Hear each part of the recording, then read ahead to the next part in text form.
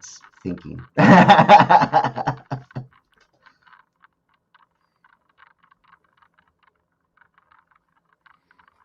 is going on here?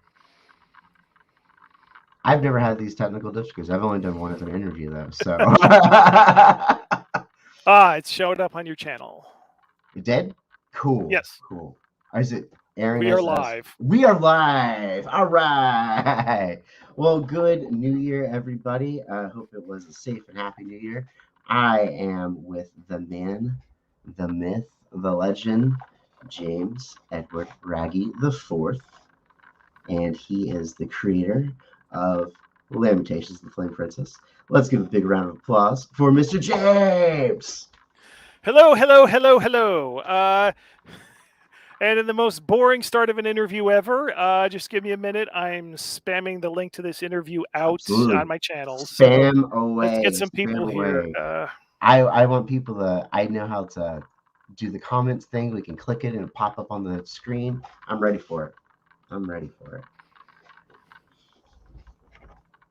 And kind of my goal of this interview is just to getting to know the man behind one of the best role-playing games I've had the chance to ever play. Oh dear, that sounds scary. I said earlier, I'm fanboying here because it's like, this is awesome.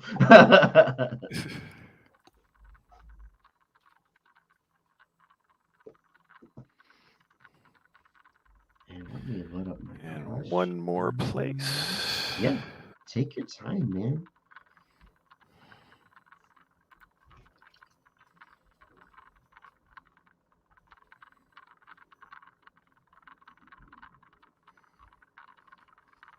Whoops.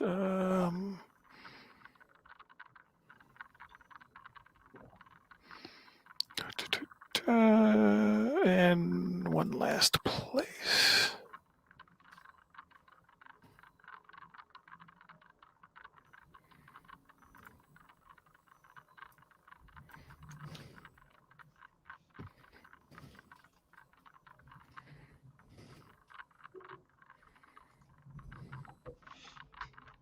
All right.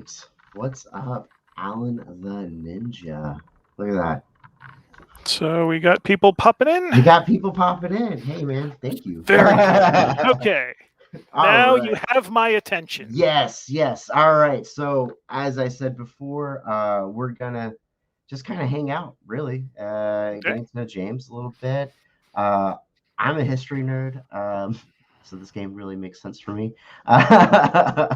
So I kind of want to dive into that and talk about inspirations and stuff. I do have some questions I got to ask you, but also anybody that is welcome to comment. We're just gonna hang out, have a good time, start the new year right, 2022 finally. So 2022 already. I know. Hopefully it's not a repeat of the last couple of years. Alrighty. Well, Mr. James, I have a couple of questions. You wanna volleyball, or what do you want to do? You want to just like get quick succession? How do you want to do this? Your channel, your questions. Alrighty. Well, this is my nerdiest question to date, what inspired you to create Lamentations of the Flame Princess? Basically, if this is your Marvel origin story, like, what would it be like? Well, started role-playing, I'm guessing it was towards the end of 1984. Got into role-playing with the Mensa Red Box. Played all sorts of games. Dungeons and Dragons, Marvel Superheroes was a big one. Champions, GURPS, Palladium, things like Justifiers, Bureau 13, Stalking the Night, Fantastic. Then stopped role-playing for a while, and then wanted to get back into things in the early 2000s. I'd always kept up with the latest D&D releases, but the problem was when I got the 3rd edition D&D and saw the way they were doing character builds and the grid movement, I was like, this is GURPS and Champion stuff. This is not what I want from D&D. So few years later, I had this idea of creating my own role playing game from scratch because I was very poor, and I would walk into the game store, and there's all this stuff that I didn't want that seemed so expensive. So I was going to sell, so I had this idea, I'm going to make a role playing game. And they're just going to be like cheap photocopied at the copy shop booklets, so I can sell for real cheap, and I'll sell thousands and thousands. And so I started creating my own system, which was sort of GURPSy. It was like fantasy, sort of GURPSy, but definitely not as involved at all. And that went nowhere. I'd sent playtest documents out, and some things didn't work. Other people were. This was, I would say, early days of the Forge, and I looked. I ended up there, and they were all like, "What is this game about?" It's like, what? That's a weird question. Games aren't about things. Anything you want it to Yeah, be. anything you The want it to point. be, and that kind of sputtered out, and then I discovered Dragon's Foot, I think, and it was all about old school D&D. The thing, when I was a kid, there's this weird kid in elementary school playing D&D. We weren't allowed to bring the books to school, so I would memorize the important charts and tables. And it was the AD&D charts and tables. So the hit-to-hit matrices, the saving throws. So all we need is some dice and paper, and like we can play because I had all the Had it all important stuff up mounted. there. Yeah. Uh, so yeah, I can't do that anymore. It's still not all up in there, but that mode of play was my home game, really. All this other stuff I played was stuff that I was playing outside of D&D. So I was there in the community when the clones started, and then I discovered the blogs and Grognardia that was specifically not about just the play style, but going back and making pointed investigations into what the adventures were, and what the and what the design principles were. And it was like, oh, okay, yeah, yeah, yeah, yeah. And I did some amateur publishing by getting stuff done, booklets made at the copy shop. Okay. uh yeah, and then I was at a point where I was in Finland, didn't have a job, needed to do something. And then I found out that the Finnish government had a program where they give money to foreigners to help them start a business. Okay. And I was like, wow, Gotta jump if on I can, that. yeah, if I can trick them into giving me money saying I'm going to be a role playing publisher, I won't have to try to get a job for 6 to 9 months or whatever it was. And it worked. And they started giving me money. So I was like, okay, let's put some stuff out. I'm actually going to do the thing. When I say I fooled them, it's not that I fooled them. I was just going to take the money and never produce anything. The idea is, yeah, I'm going to produce some stuff, but everybody knows that you can't make any money doing role playing games. So that was, I had never intended it to be my living. That's so when I say I was fooling them, that's what that was all about. Gotcha. But then people liked the stuff, and there was like demand, and there was critical acclaim, and it was like, wow, could I do this? But it was clear that at the time I was just doing adventures for old school games, Osric, Labyrinth Lord, and things at the time. And it was very clear that commercially, I wasn't going to get into stores. I wasn't going to be taken seriously that way if I'm just doing third party supplements for very, very niche products, most of which aren't in stores in the Correct. first Yeah. place. So I was like, okay, I got to make my own game. Yeah. So that's when I came up with the deluxe edition. idea for the box set. I think we printed like 500 or something of those. It was a bunch of booklets inside, but with glossy covers on them. And those sold like so fast. I thought they were so expensive and they sold so fast. And it was like, oh shit. There really is something here, because I thought, this box set is never going to go anywhere. This is going to be the end. This is the end of the experiment. No, and it's like, oh shit. So now these all these boxes, which probably would be laughably cheap looking back at them now, but seems so expensive, a huge risk to produce.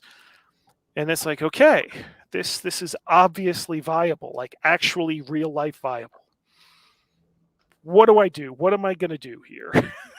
So it's now just not a lark. It's now not just something I do until I have to do something real. So that's when I started coming up with, okay, what do I like? What feeds me? Is it just D&D? Is it just doing this retro? It's like, well, that's the mechanical side, but as far as the inspiration side, it's like not really Tolkien. It's not Conan the Barbarian. It's not Elric of Melnimity. How the hell you say that? I was, yeah, Melnimity. Yeah. yeah, something. Love the novels. Yeah. So it's like, okay, so I had to figure out. It's like, well, what do I love? I love this heavy metal stuff. I love these horror movie things.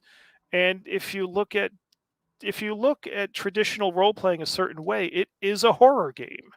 The idea that you're gonna, especially take your first level character, and you're gonna go into that deep hole that's monsters and magic, and you're doing it to get treasure. It's just a complete horror show.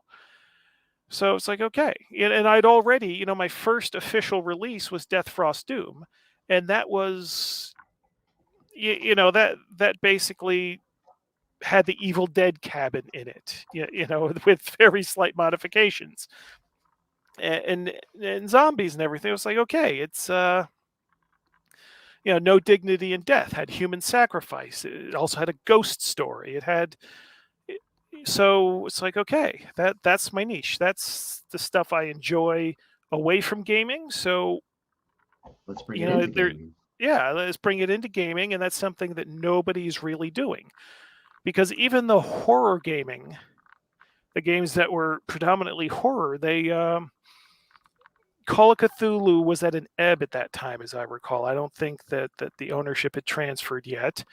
I was never interested in Vampire, and I don't think that was doing that hot at the time either. But it's like I wasn't satisfied with the horror options, because I don't know anything about the 1920s really. So Call of Cthulhu Core, there's a lot of things that I wasn't and the fact that I wasn't very familiar with those game systems. I didn't have the working familiarity. So deciding, okay, I'm going to go horror, but I'm going to keep the OGL D&D-ish core. It's like, okay, that's the way forward. And so the Grindhouse box that came out in 2011, that was, that really ratcheted up the artwork. I had hired the guy that does the Cannibal Corpse covers. So it's like, okay, let's do something nasty there. Had all sorts of weird shit in there, and that took off. It was like some people complained, but other people were like, this is something new. And it's like, okay, I'm on my way. And I test the waters. The year after that was Death Love Doom, which is just the worst. It's that Adventures in Adventure Anthology Death now. That's just, I'm putting this out. I'm going to get banned from all the platforms. Never. Nobody's going to put up with this. And they did. And then the year after, it's like, I need something that seems a lot more metal than I've put out. So I'm just going to make Fuck for Satan. And it's like, okay, this is now a going concern. So that's basically the not so short, how I got from the beginning to actually doing all of this strange stuff. That's awesome. That's awesome. What I like about it is the time period and setting. I know it's vast, right? We got a huge thing, but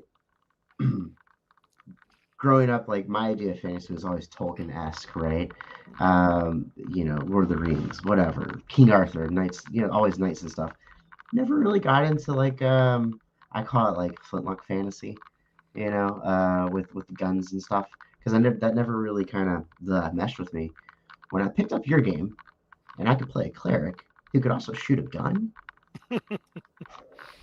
gun priest, baby. Like I was so excited about that, and that's Well, still one of the things that's my major selling point when I try to, for instance, like do a sales pitch to play with new players. Like, hey, here's this.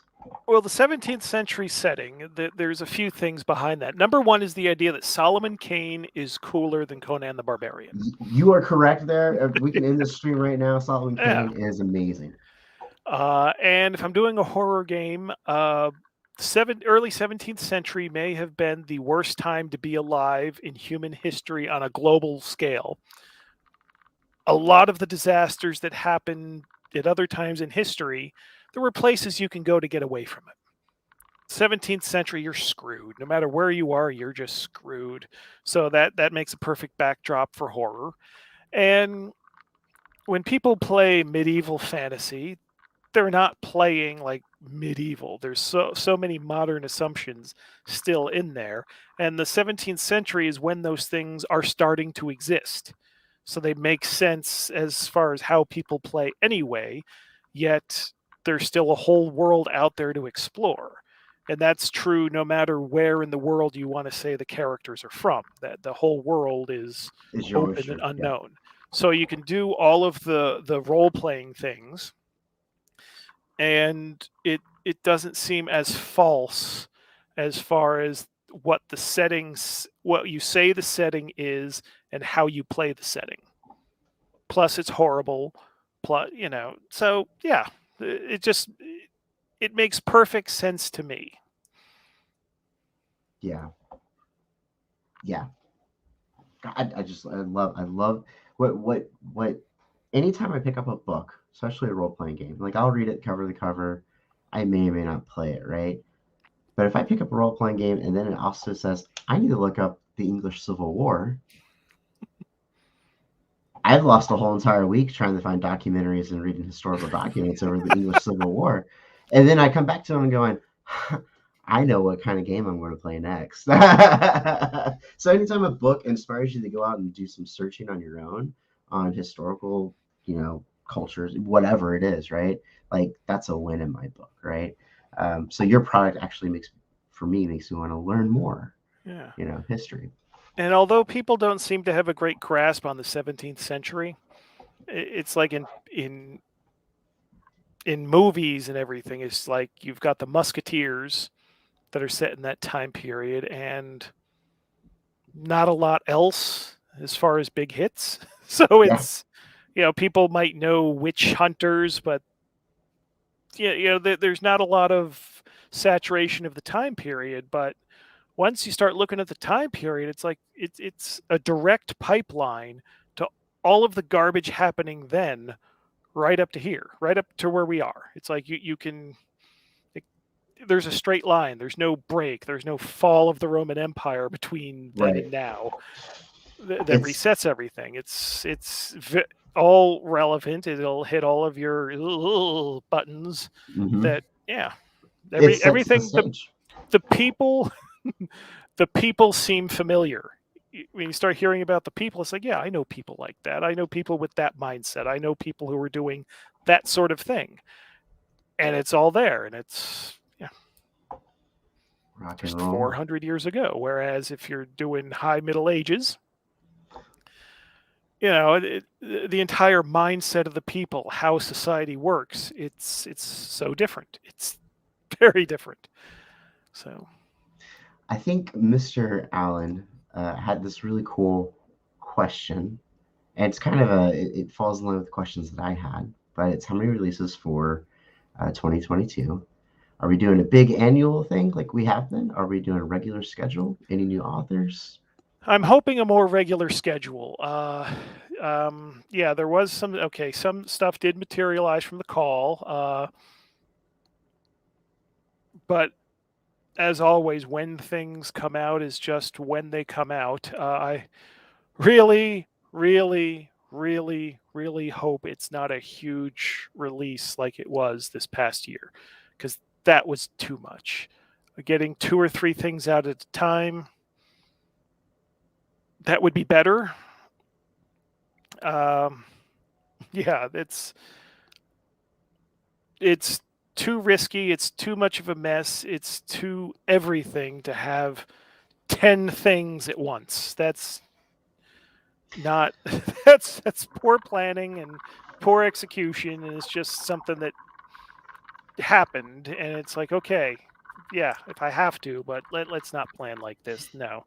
Yeah, that's a logistical nightmare. That's a logistical nightmare. And then a follow up, and this is just Mr. Allen. More space sticks. I don't know if the next things that look like they're coming up, I'm not sure if there are more space sticks. I'm sure there are at some point. There's always more of anything coming. Sure, sure, sure.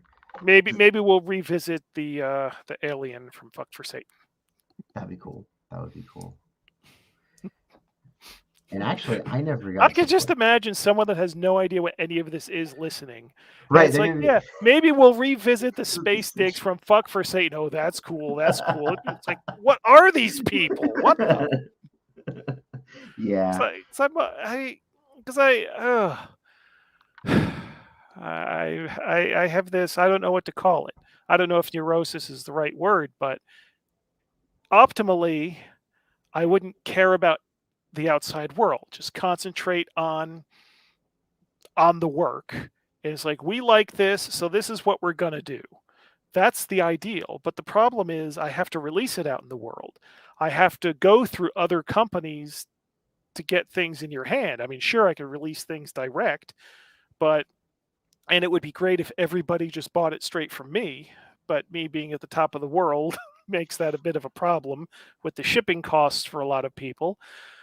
But having to go through other companies for the distribution and the selling the PDFs, I sell a lot more copies those ways than I do from the direct sales. And so I have to be aware of, what is the rest of the world going to make of this? And it's usually, if I'm thinking, oh God, the world's going to hate, oh, we're just going to get shit. Okay. And it's not that we change anything. It's just the mental preparation of, oh, this is going to dealing be a with lot it. of shit. And if I could just ignore that and just be, I wish I could be naive, oblivious, and sociopathic when it comes to how I approach the work. To just, seriously, it does no, all of this worrying and fussing does no good when we're just going to do what we want to do anyway and then worry about it. Right. It's on the, because on one hand, let's just do the work. On the other hand, people do have the power to hurt everything. So not being prepared, being naive about it, will lead to some rude awakenings, I fear. So yeah, so that's, yeah. That actually kind of bleeds into one of my very last questions I had when I was kind of like coming up with some of these things is kind of looking at it, looking at Wizards and looking at other companies. They're posting stuff and censorship and political correctness and blah, right? And then Lamentations just like, fuck it, we're just gonna do it. I love that about us, about what you do, man. I bet you that again, that's difficult to navigate though.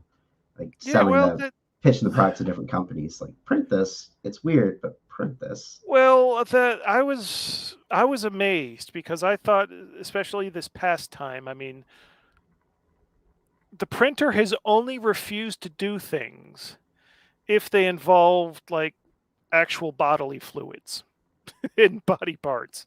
They're not even going to try looking for human skin to bind books.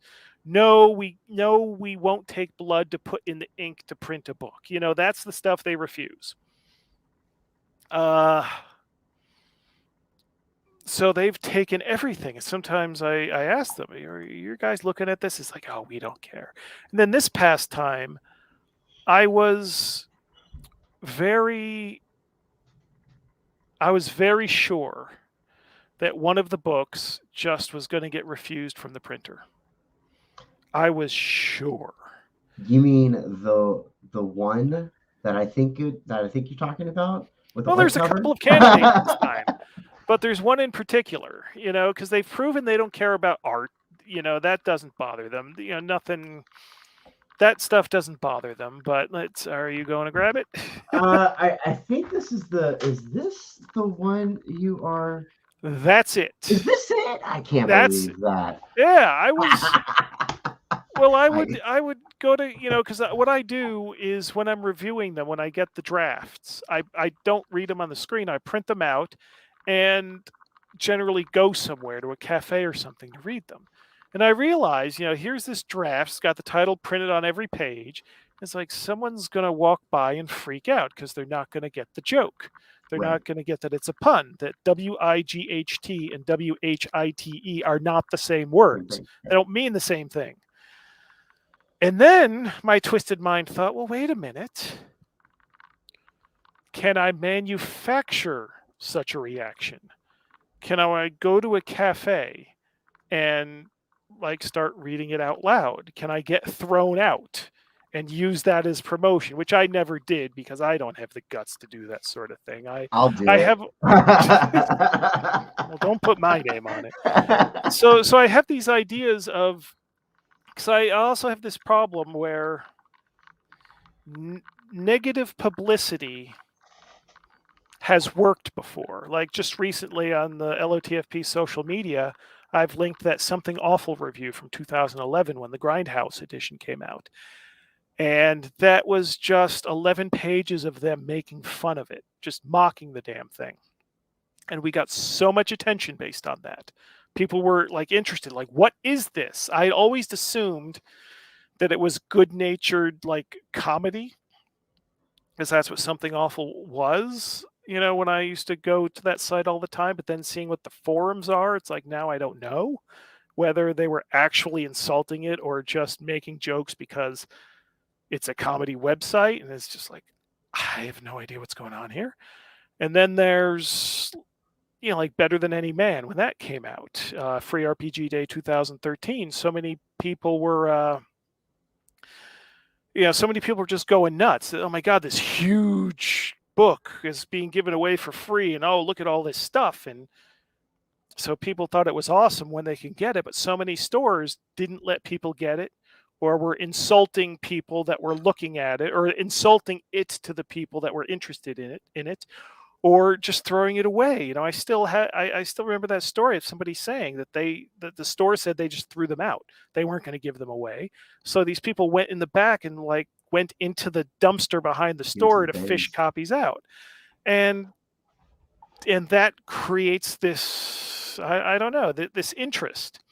So but then not all publicity is good publicity. So there are some things, like I had a very sarcastic, caustic ad campaign that I was going to do with this release, this past release cycle, that I got cold feet on.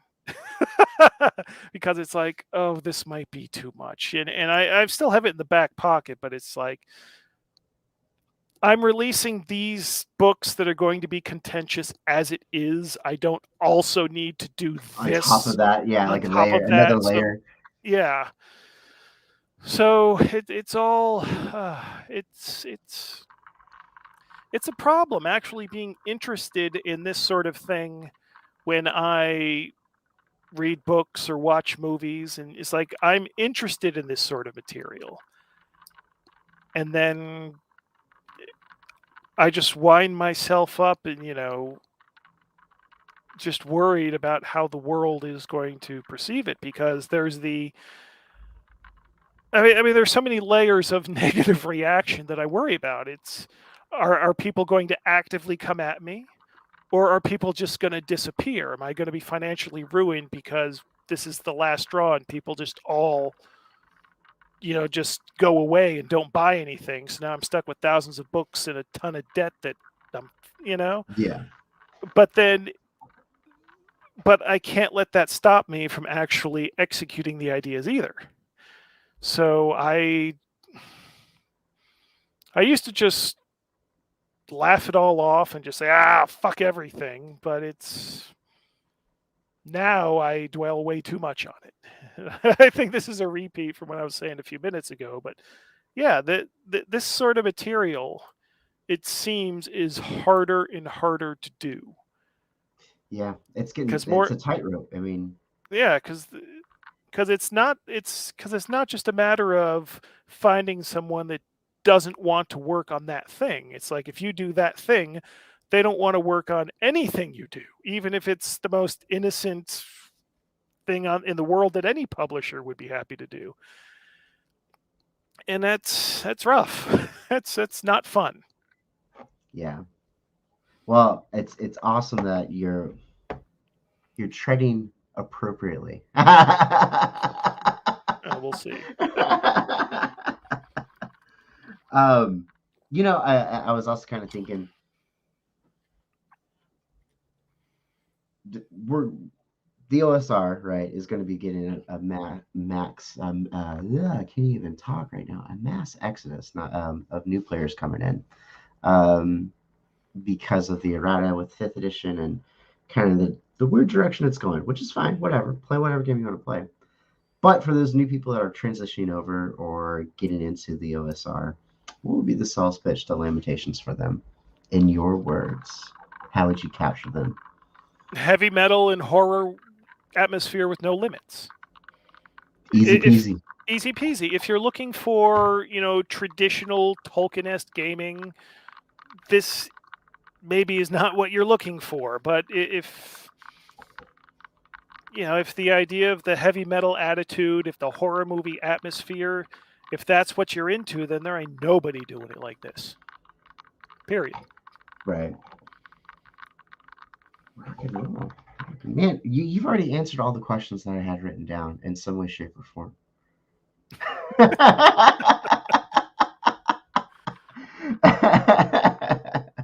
This would be the shortest conversation I have I ever know, had. I know. Well, typically like it builds and builds, and I was hoping people would pop in. We got Mr. Alan the Ninja on here. He can always chit chat with us. Um, but I guess just a hmm. Okay, I'm gonna ask a question. You've already answered it once in the stream you've done. The referee manual. When's that coming out? It better be 2022. It's just the matter of editing at this point, and it's yeah. It's just that, and I don't know I don't know why it takes so long. It just does. It's somehow beyond all responsibility and beyond all sense. It's like if there's anything else to do, it's not. It's just become stress for some reason. You'd think getting closer to the finish line would make it easier. It's like finally, I'm but it's almost just there. It gets harder. it's just the worry that after such a long wait, it's like, oh god, people are gonna hate this. They're gonna hate this, and it's more of this being inside my own head instead of just doing the fucking thing and getting it done. But yeah, Well, Mr. John has a question for you. yeah. Are you worried about the criticisms that your adventures are not usable at a table and are mainly for show or shock value? If so, how would you respond to this? Uh, I'm not. I'm only worried about the criticisms insofar as I'm worried that people will believe them. I mean, that's to me that's like saying, "Oh, that band is just about shock value. You're not meant to listen to them. Oh, that movie is just trying to shock you. You're not supposed to watch it." Like, what is no? It's just an atmosphere. It's a style. It's. I mean, they're nothing if they can't be played. I mean, that's the whole point of the thing. And then this is just the Right, layer of that's the aesthetic we put on top of it. There's still something in there to be played. That is the point of everything we do. right. It's almost like, oh, I'm just going to publish this paper or this, this book, but no one's going to play it, but they're still buying it. Well, people are still going to pick up and play it, like regardless. Um, yeah, It's just I think what happens is, like, early on in my designs, for the first adventures, I was thinking of, okay, people when playing D&D very often do this thing, something that only makes sense because it's how people play D&D, but it's not how people would actually behave if they were in that situation. So yeah, on the early stuff, I was doing things to trip people up who do that. So there was the criticism that it penalizes people playing D&D for playing D&D. And it's like, no, because when you're playing D&D, you should be thinking from the perspective of your character right. and what makes sense and what should I do in this situation. You shouldn't be thinking, oh, this is D&D, and so you're thinking of it from some great metagame concept that oh, this is how things are done in D&D, so this is how we should respond to it, and blah blah blah. I mean, everything from like the creature generator, the first role-playing thing I published in the first place, it's all about taking away that comfort zone. It's like people know all these monsters Hmm. already, so they're no good. Once Right. people are familiar, you can't use them anymore because what is the point of them? So it's not penalizing people for playing. It's not penalizing D&D players for playing D&D. It's penalizing D&D players for being stuck in this cliche mode of doing things. That they should, another complaint is that Lamentations punishes you for touching anything. You're better off not touching anything. It's like, okay, well, let's see you get very far if you don't touch anything. But there's also the fact, Why adventure? if You you're know. down in this dangerous place, there's got to be reasons why no one else has just walked in there and cleared the place out or solved the quest. It's like, what makes this thing difficult that you are the first ones that could potentially solve this particular situation? It's got to be tough. Your evil wizard, at the front, the front door problem of Tower of the Stargazer. The wizard does not want people wandering in the door. So what's he going to do? He's an evil wizard trying to keep people out. So that is, oh, sorry, Bless you. sorry about that. Yeah. So this wizard is going to make sure that anyone trying to just walk in the front door without permission is going to pay a heavy price. That's what makes sense in that situation. The fact that it's an additional obstacle for a player, then that's what an adventure is. It's a series of obstacles. And as far as adventure design, and it's important that players can survive the adventure, it should not be assumed that they will. Right. It's an open question at the start of the adventure, and it's up to the players to make smart choices so it doesn't just always come down to luck of the dice. To me, that's foundational to old school playing. It's not, these are the cliches we play with because these cliches symbolize old school gaming. Yeah. I could hear a symposium for you when it comes to DMing and adventure design. Just saying, if you were to do that, I would buy it. I would watch it, just to sit here. We got a Well, this is couple. all the stuff that's going to be in the referee book. So Oh, that's, wow, man, we I need mean, to get well, that. that's what it is. Because to me, the referee book, it should be all about how to approach and run games in general, and Lamentations in particular. Right. It's not. Well, the appendices will have a lot of the more crunchy game stat gameplay stuff, but largely it's just going to be a conversation about games and running games and why Lamentations is the way it is. So by the time you read it, it's like, oh, okay, I get this. It's So the it's philosophy of gaming, yeah. like the I mean, theory crafting. what else? I mean, it's really not intended to be another book that you must have at the table. So you've got the rule book and the referee book plus whatever adventure. You have to have all three of them open. Oh no, no. That's not ideal. That's not Right. ideal for actual play. And for actual play, it's just I rarely have the rule book out, like I want to keep it moving, regardless of, there are some instances where I have to look stuff up, but Yeah. that's other systems too. We got a couple of questions. Again, let's do this one. Let's do Ivan. Ivan Mike 1968. What would I, the character, actually do in this situation? With the oh, okay, I think he was just commenting Yeah. on things. Gotcha. Right. All right. Well, Mr. Ninja, very active. Can you give us any hints on what Kevin is working for or working on in 2022? Is it Kevin or Kelvin, I'm Calvin? Yeah, guessing. I bet it's Kelvin, I Calvin. guess he means. What hints do I want to make? What is he working Yeah. on? Oh yeah, that's okay. Yeah, he's still on that one. Plus, there's some other things, smaller things that might be coming out. Yeah. Eh, I think I'll keep that under my hat because you never know what's going to happen, and then I can't say exactly when it's coming out, and yeah. So let's just say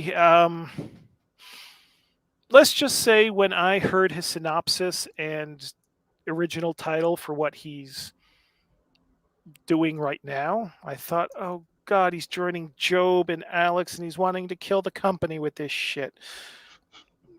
There's something. It's with this current release cycle. To me, the things that are getting the most attention are the Book of Antithesis and White, WIGHT, for those just listening. White I got Power. you. Yeah. Ooh, there you go. And then this one. Yeah.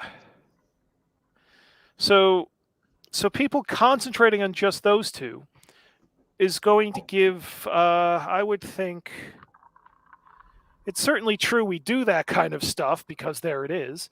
And I very much enjoy that kind of stuff.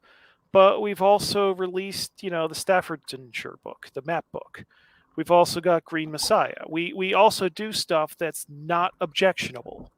It's Right. weird. Yeah, well, the map book, Staffordshire works. That's not even weird. It's just pure utility. So when people are pitching stuff, it's I don't know, this might be a problem with the pitch process, but the pitch itself has to be interesting. And I guess it's easier to seem interesting when you're going for some outlandish thing. It's easier to punch the point home if there's something really nasty. And so it's just a matter of trying to balance that out. And there have been times where I get a pitch, the idea is good, but the person looks like they're trying to be edgier than seems necessary for the concept. So I actually have tried at times to get people to dial things back. They overshoot. Yeah, because it's the idea. It's like, okay, we have no limits, but that doesn't mean that everything has to be just ridiculous over the normal line. It just has to have something of its own. So that I think that's the trouble. Because what's the joke? You fuck one pig, and that's all anyone ever thinks about you. It doesn't matter what else you do in your life. You fuck one pig, and Right. That's the thing that stands that's who out. you are from now on. But it's like, no, that's not reality. That's Right. Lamentations does all sorts of stuff. Some of it is deviant, but a bunch of it isn't. So I want to keep publishing both kinds. deviant and non-deviant books. Sure. That's what makes Lamentations great. So Is we're so willing to go to that, so there. that's what I mean, and I say that because I so then when Kelvin would pitch something that seemed deviant, and keep in mind this is the guy that did fish fuckers, so it's not exactly out of his wheelhouse to do things like that. But I was thinking like Terror in the Streets and especially Green Messiah, I thought were just next level as far as tone and atmosphere and how entertaining the writing was, communicating the ideas of the adventure. Yeah, I just wish he would stay in that tone forever, but of course I can't force him into it because that's not going to do anybody any good to be forced into a certain tone. So yeah, so I don't think the final draft turned out to be not as deviant as the first concept seemed, so that was good. But I still think it's going to be a little bit controversial, but we'll see. I'm where I usually what usually happens is the things that I expect to cause a lot of trouble don't, and then the things that I don't think will cause any trouble end up blowing up. So who knows? But And for anybody that is uh, wanting to get published or write an adventure or anything, how can they get in touch with you? okay, just send me an email asking for writing guidelines. I've got a backlog because I haven't been able to like go through stuff, so I've got like this list of people I got to send the guidelines out to, but I am collecting the list. So when I'm ready to take pitches again and have time to like go through them, I'll send that email out, and then yeah, we'll see if we can get something done.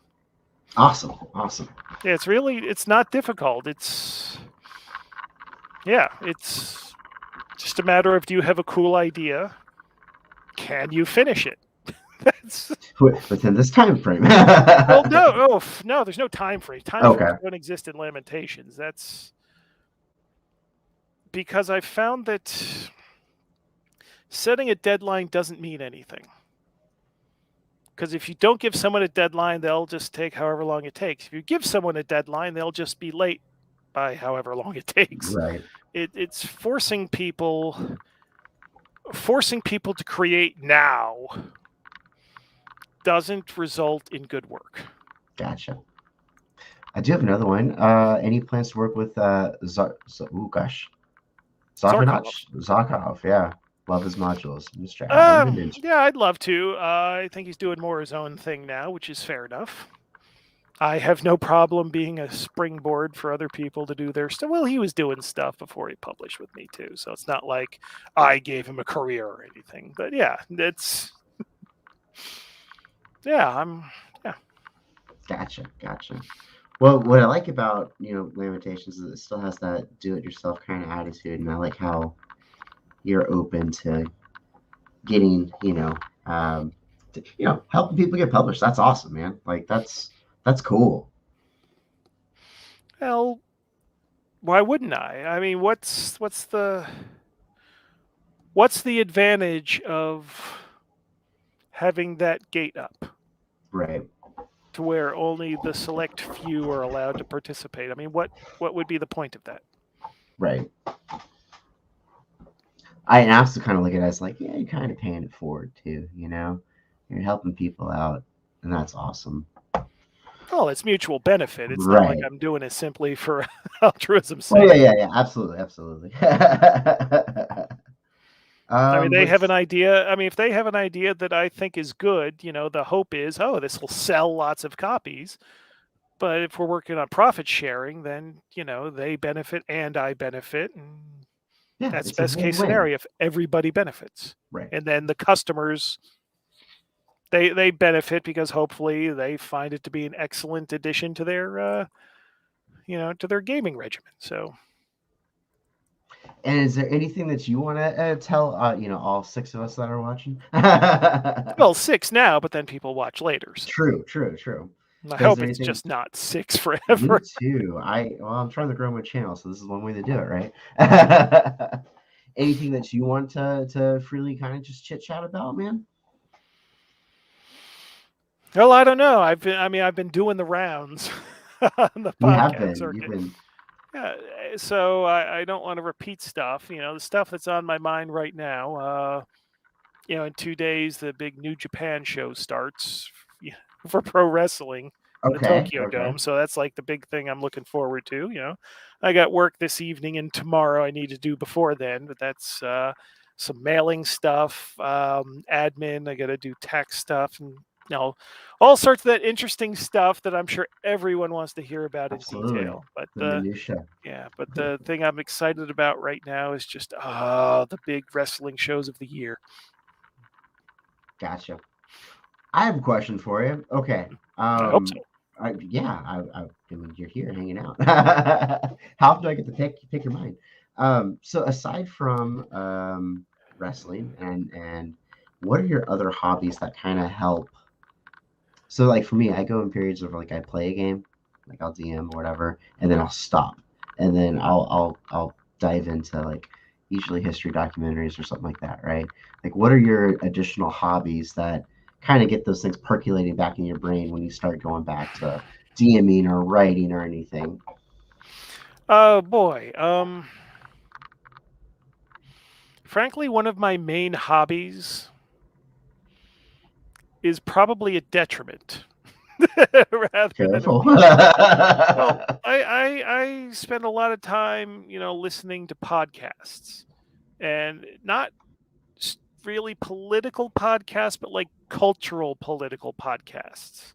The culture wars, seeing what everyone else out in the world is having their careers ruined by, and what because all of that stuff is in the role playing hobby as well. Yeah, it And percolates. as a and I've always been interested in that. I used to watch, even as a teenager and stuff. I When I moved to Atlanta, I was just 17. There was a pro wrestling radio show on one station, WSB in Atlanta, and I just never changed the dial. And it was an AM station, so there was talk radio. All the other times of the week. It was even to the point where I'd be up really, really late on a Sunday morning. That's where they put all their community programming that they're required to. So they're interviewing poets. The tapes are running at 4 in the morning on a Sunday. Oh, it's 5 in the morning. Here's their fishing show. And that's what I'm listening to on the radio. And then, oh, here's the investment advice show. I have no money. I'm not going to I'm invest. still gonna Oh, listen. here's the home improvement show. I'm renting, a crappy apartment. And then here's 6 hours of politics.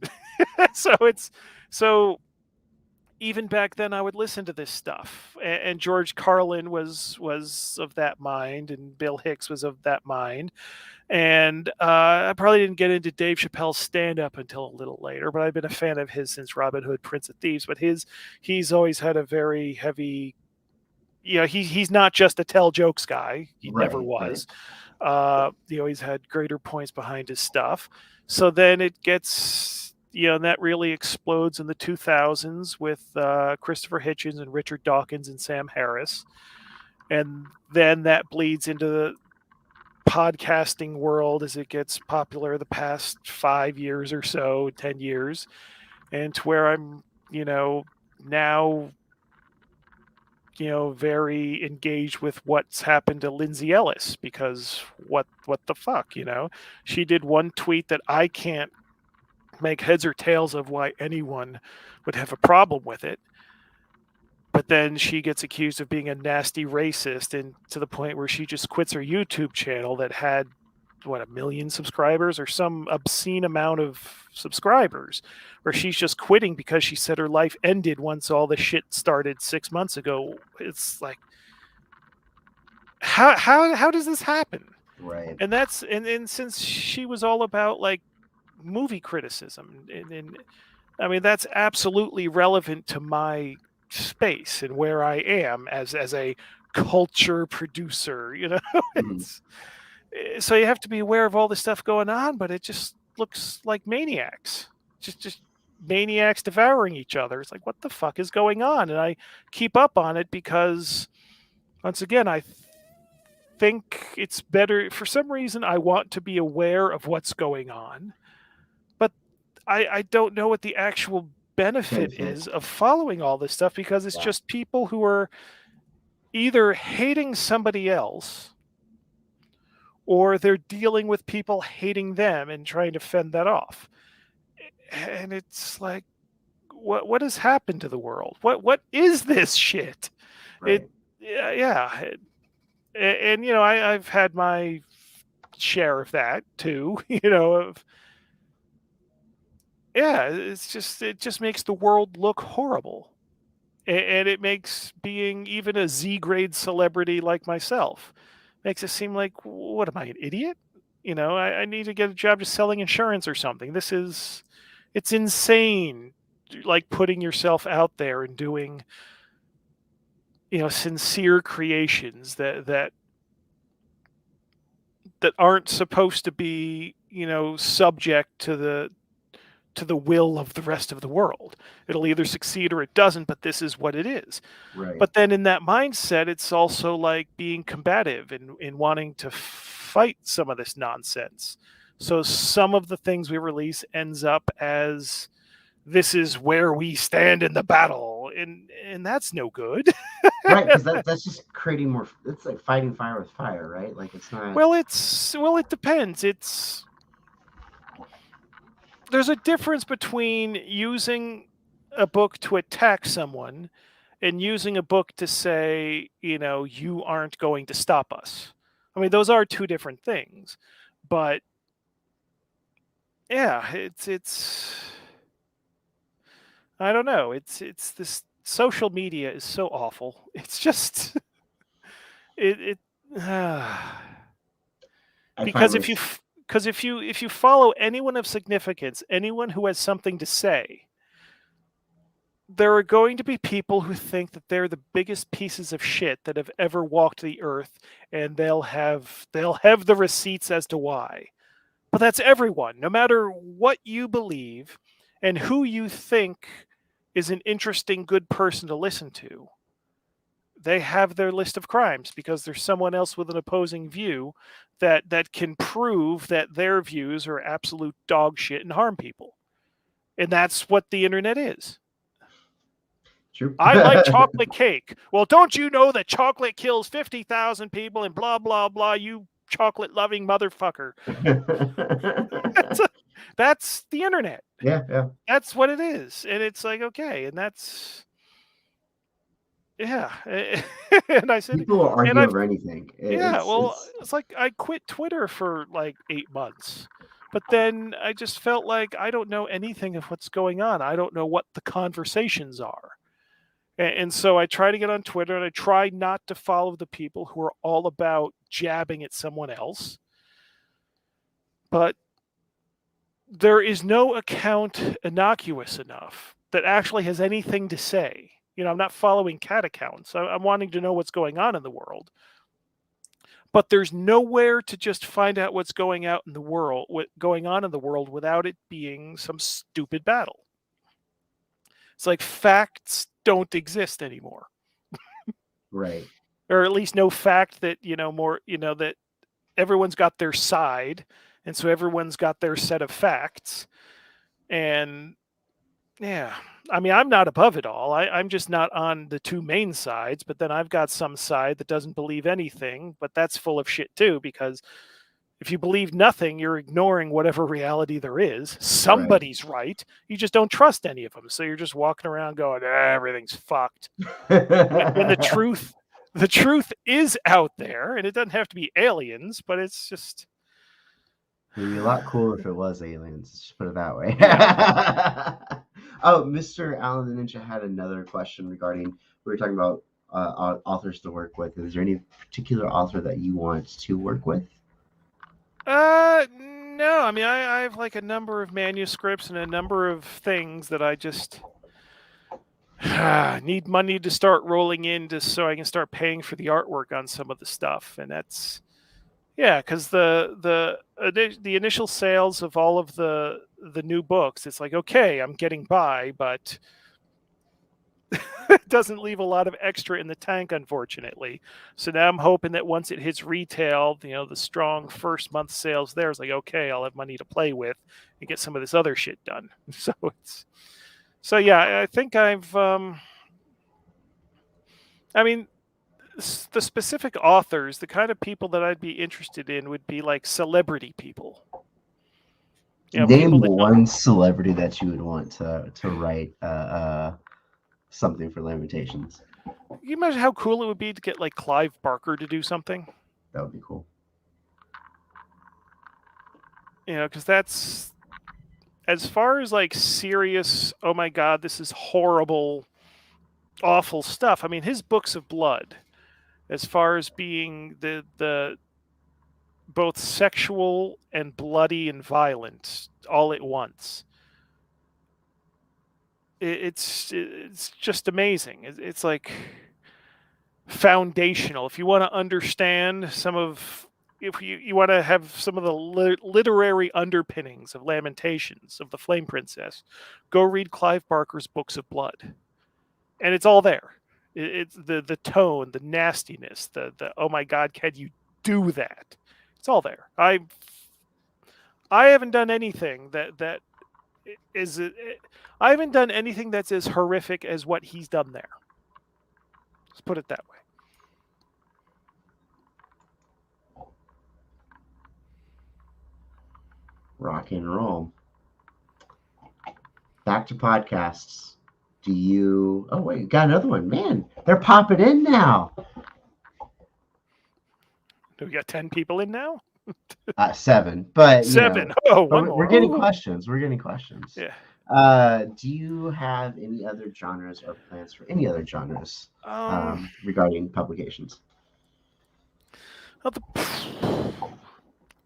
Other genres will seep into the adventures as they are, but as far as capacity and capitalization, I mean, if you're going to do another genre as its own game, like here's the science fiction horror, then you've got to basically concentrate on that, because that's got to be supported. That needs its adventures, and someone's going to have to work on that to getting that done all the time. But is that going to take away from the main stuff? Because I don't know science fiction that well.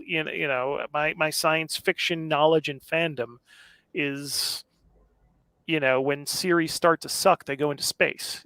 It's not quite that bad, but things like Alien or Event Horizon, there's that's just another genre that's been stuck on a spaceship.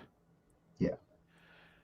And there's nothing to prevent a spaceship from being in Lamentations. Because if we're already dealing with extra dimensional, well, we already have dealt with aliens in the adventures as they are. So yeah, there's nothing preventing cross-genre play from being present in the adventures for like the game as it is. But as far as having completely different game lines, or not likely unless I win the lottery and then can assign people that would exclusively deal with that to produce its own adventures and supplements, The etc. sci-fi edition. Yeah. I know there's a post-apocalyptic edition of Lamentations. It's called like Ruinations of the Dust Princess or something like that. Which is like post-apocalyptic. All the genres, they all bleed into each other. I mean, really. Well, it's interesting post-apocalyptic, but I mean, Lamentations as is with the 17th century setting is sort of apocalyptic, like it's happening now. Because if you look at, for example, the Americas, or North America starting to be colonized, South America and Mexico are well into the process. The 30 Years War is just ripping Central Europe apart, and right. Anywhere you go in the world, there's still the plague everywhere, and it just pops up seemingly at random in different places. So forget post-apocalyptic. Lamentations, the historical point, the point in time that Lamentations is, that we set the Lamentation stuff, it feels like the end of the world for a lot of the people there. I mean, one of the books I use as a source, The Four Horsemen of the Apocalypse by Cunningham and Grell, I think that says over there, is just basically how the early modern period was just shit. Everybody's fucked. Yeah. Yeah. Which, of course, makes for a good background reason for, there to be a party of people who goes into these terrible places to face otherworldly horrors. And that seems like a good idea, because what are they going to do? Go farm and have everything stolen by some passing army, and then get the plague and then starve to death? Yeah. That's Yeah. It's incentive to go into the deep, dark yeah. cave and check it out. Yeah, that way we'll die horribly. This way we might die horribly, but then we might be rich. Right. We Right. might Right. have power. The payoff might be Yeah. there. Rock and roll. Let's see.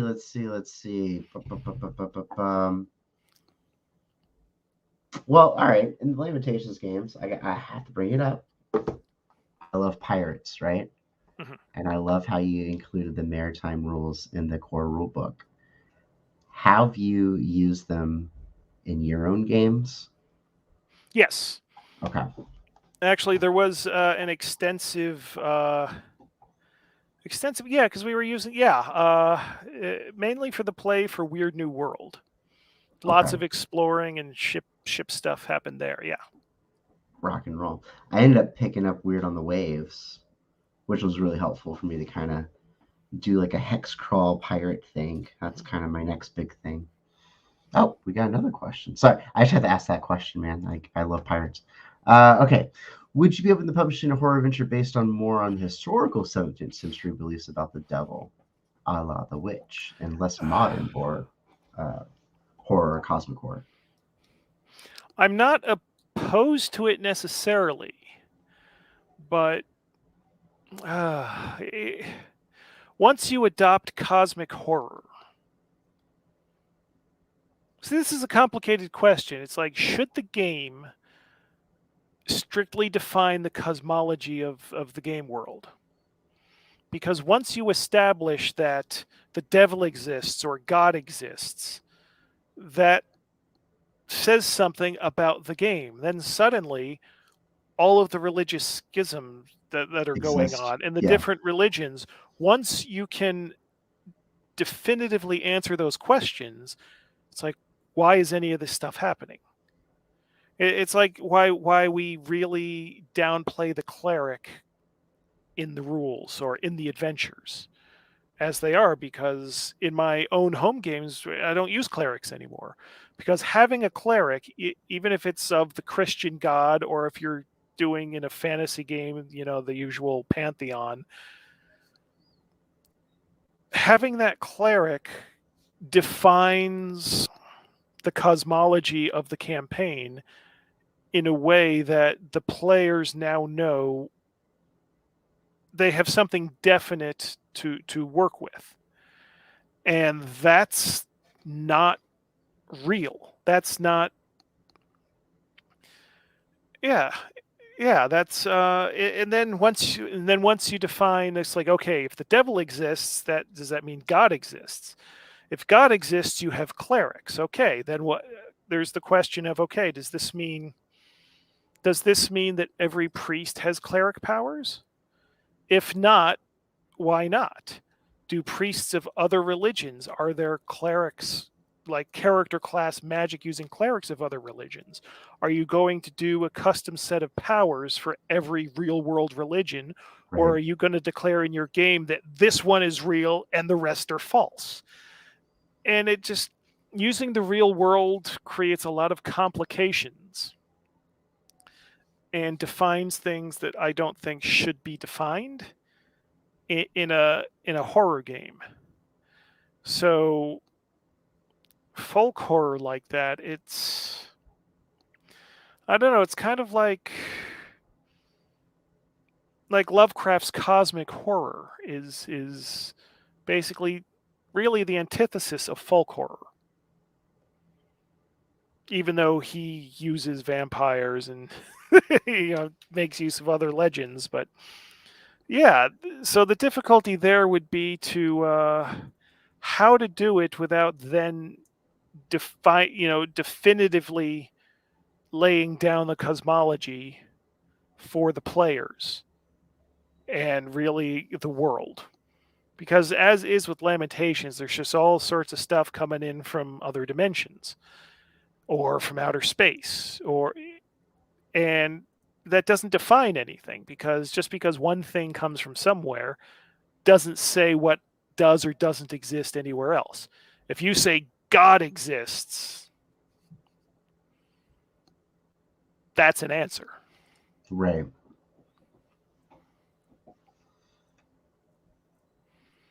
Good But not response.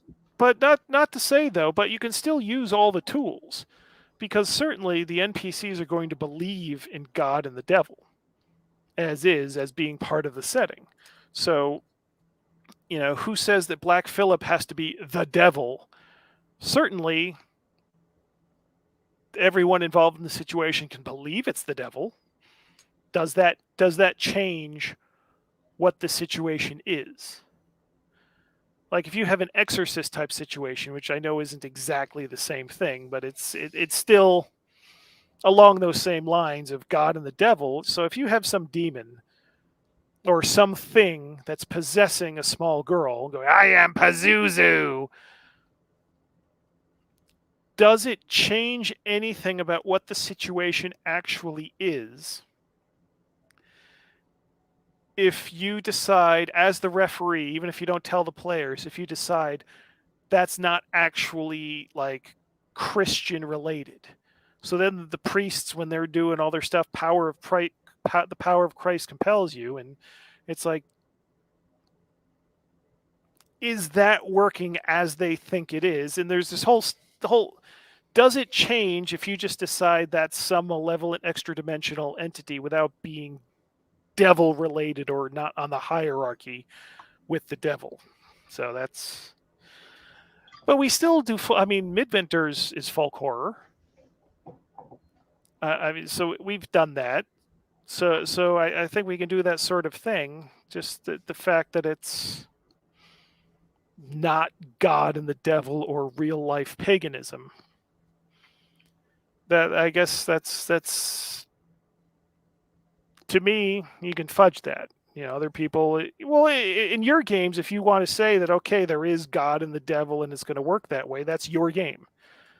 It's not like I can say, oh, you're doing it wrong. It's just be aware of the ramifications that has for trying to also have cosmic horror in there at the same time. But if that's the way you want to go with it, then you're right. That's the way you should go with it. Right. And the idea of cosmic horror, I mean, to a 17th century, I mean, it would just be devil. I mean, because that, it's not a,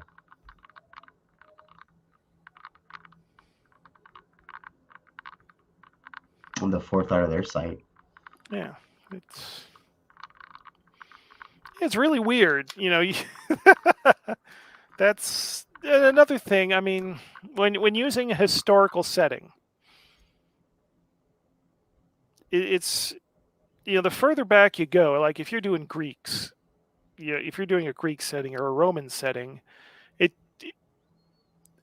you're far enough away from the actual real world that you live in that if you want to say, oh yeah, all the Greek gods, they're real, and the players will just take that on because they're effectively, even if you're using actual ancient Greece as your setting, it's fantasy land, really, effectively, as far as any of the real life players are concerned. But if you're in France and you definitively say in your game, God exists and Satan exists, people will internalize that more, or it'll be it'll be a more real reflection or contrast to what they believe in real life in ways that the ancient Greek pantheon wouldn't be. So it's yeah. I trying to do a historical setting where religion is of utmost importance to so many of the people that lived at that time without answering the question of is this real, and leaving that off the table is that seems like a weird choice, but for it to function like the real world at all, and theoretically it should, with all of the monsters and adventures happening off in the shadows, like horror movies are. Most horror movies take place in the real world Right. with this added stuff that like nobody really knows about, or society at large doesn't believe in, because it's not Godzilla, stomping through Tokyo. It's just killing some people off in this farmhouse or in these, dark alleys. People just go missing. So you can do the horror without breaking the world. So, in order for the world to behave like the world, the question of real life religion has to remain more a matter of faith. Yeah. Yeah. And to kind of think of it like I like the historical background to it because it grounds the players.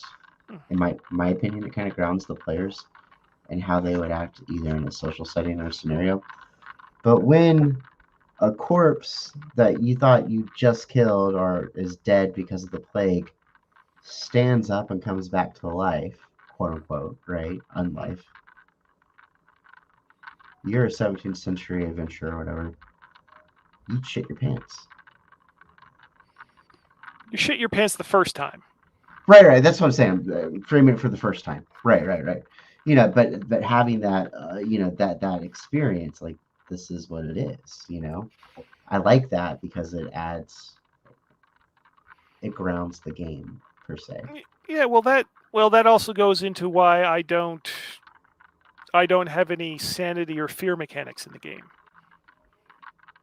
Because if you're the type of person that runs into that situation fairly often, and that's what a campaign is going to be, just a continuous stream of Right. that kind of strange thing, you're going to have experiences so far out of what normal people deal with that you're not going to blend into society anymore. The actions you take, the things you say, your plans that you have are going to so separate you from the usual society that sanity mechanics are kind of superfluous at that point.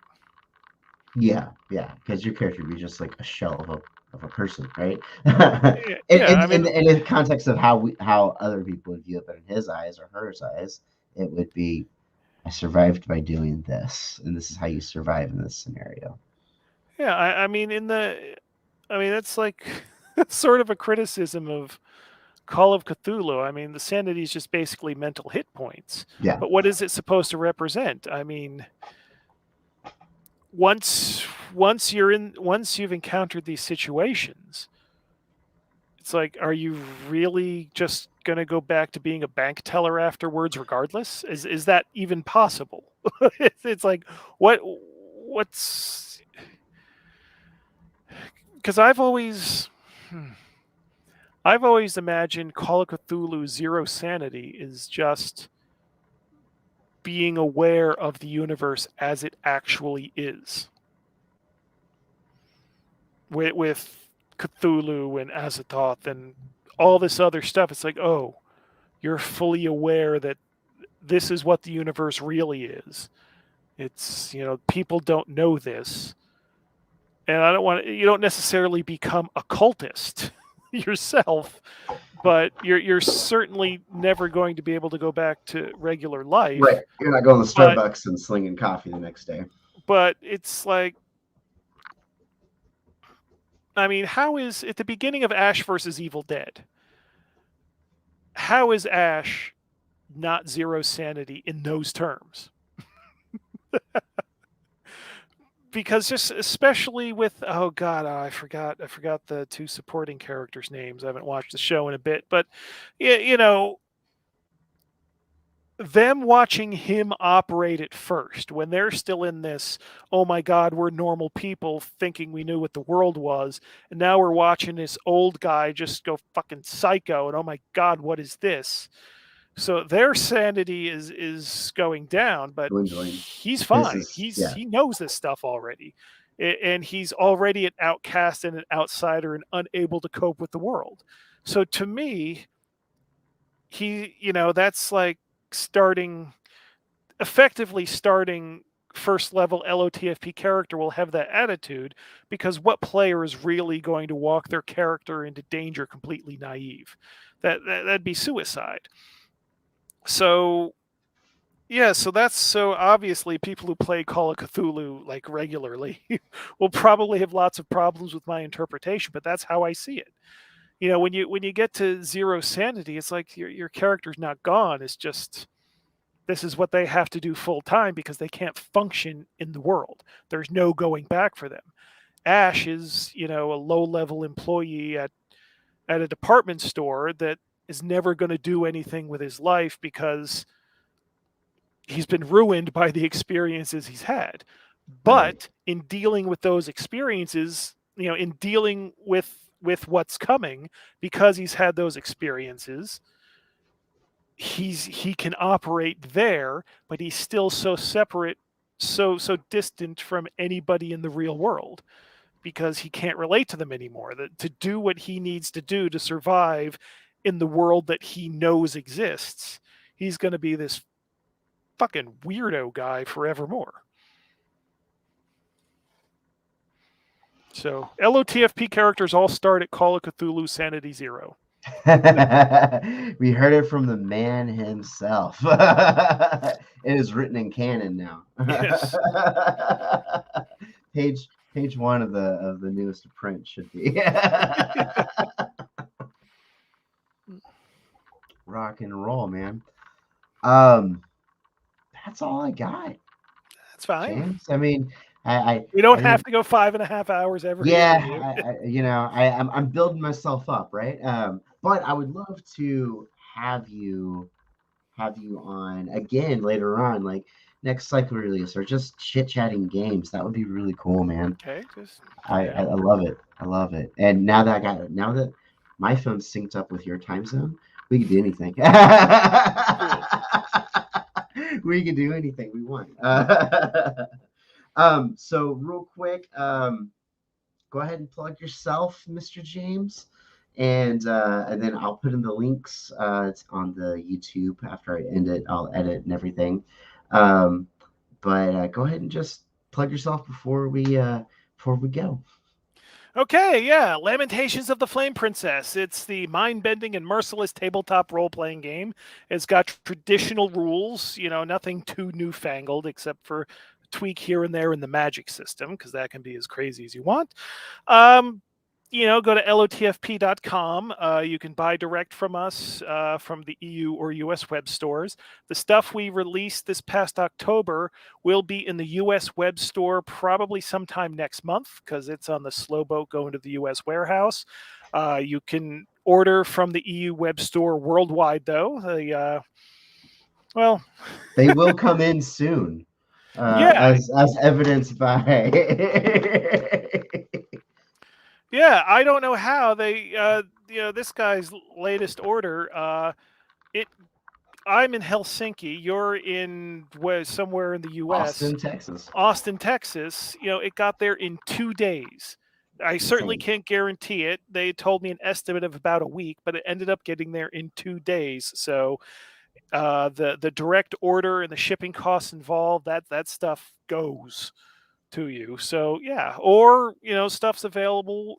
From your local game store. If they're not stocking it, you should be able to order it. Again, the new stuff needs to get to the U.S. warehouse before it starts getting out to retail. But yeah, I think We offer quite a unique and hard edge role playing experience, unlike pretty much anything else on the market. And you can, argue with that or agree with it as you'd like. It's your show. Take it or leave it. Yeah. But just know if you leave it, you're missing out on a lot of fun. Hmm. Well, thank you, Mr. James. It was a pleasure chit chatting with you, and I'll keep in touch. And Okay. man, I can't wait for the next cycle to be released, man. I'm ready for it. Fall, not fall, sorry, year 2022. Like, this is the year of Lamentations. Here's hoping. Here's Here's hoping. how, let's get that rough book out. Yes, let's exactly. I'll email you every day and be like, so where are we at, bro? Weekly might be better. If you do it every day, I'll just curl up in the corner going.